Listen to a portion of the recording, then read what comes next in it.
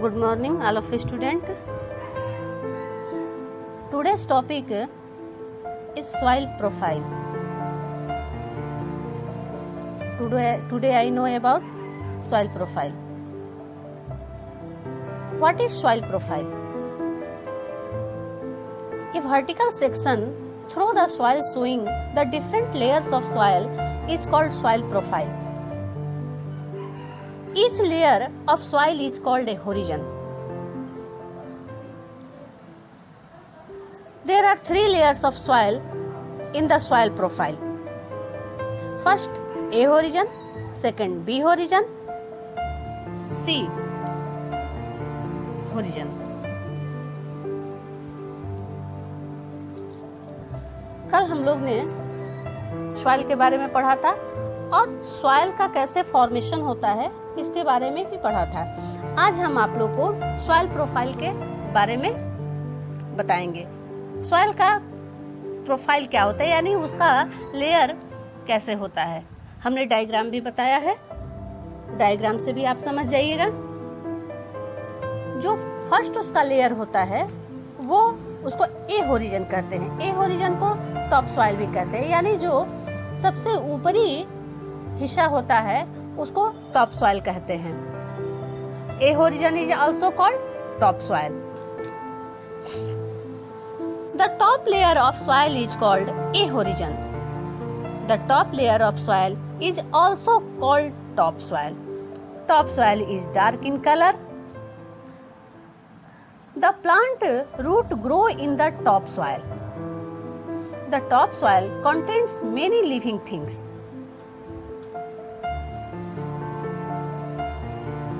Bacteria and fungi also occur in topsoil. Topsoil contain a lot of decayed dead plants and animal remain. Topsoil contains a lot of humus.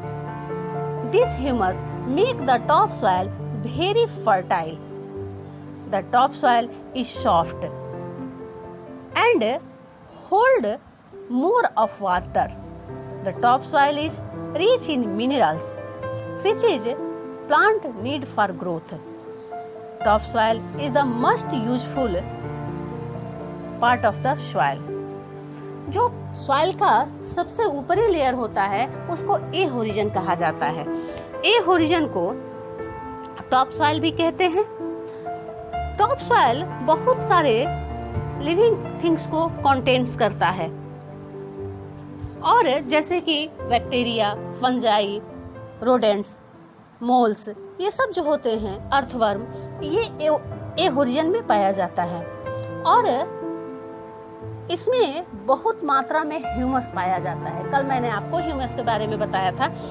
इसमें बहुत मात्रा में humus पाया जाता है, जो कि ह्यूमस टॉप सॉइल को बहुत ही फर्टाइल बनाता है, जिससे कि प्लांट का ग्रोथ सही तरीके से होता है। इसलिए टॉप सॉइल को प्लांट के लिए बहुत ही यूजफुल माना जाता है। अब हम लोग सेकंड बी होरिजन के बारे में जानेंगे। The layer of soil which is just below the top soil is called B horizon. It is also known as subsoil. The subsoil is made of slightly bigger rock particles than that of topsoil. The subsoil contains very little living organism. The subsoil has very little humus. Subsoil is much less fertile as compared to the topsoil. B horizon जो होता है वो बिगर rock particle से बना होता है, और वो उसमें सब सॉइल बहुत कम लिविंग ऑर्गेनिज्म को कंटेन करता है, और वो टॉप सॉइल की अपेक्षा बहुत कम फर्टाइल होता है। Third, she horizon. The layer of soil which is just below the subsoil is called she horizon. It is also called substratum. She horizon is made of small lumps of broken rocks formed by the partial weathering of bedrock. C horizon जो होता है वो third layer होता है और वो second layer यानी सब सॉइल के निचले वाले परत को कहते हैं। और वो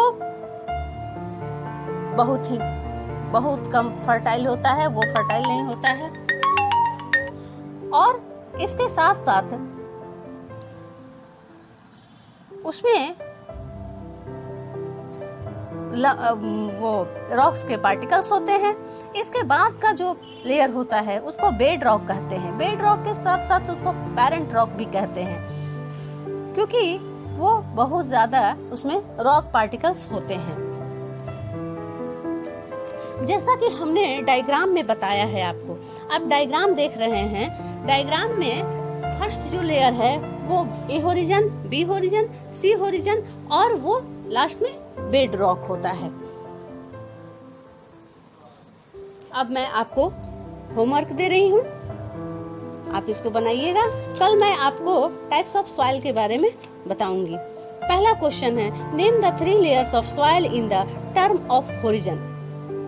होरिजन के टर्म में तीनों जो लेयर्स हैं उनका नाम लिखना है।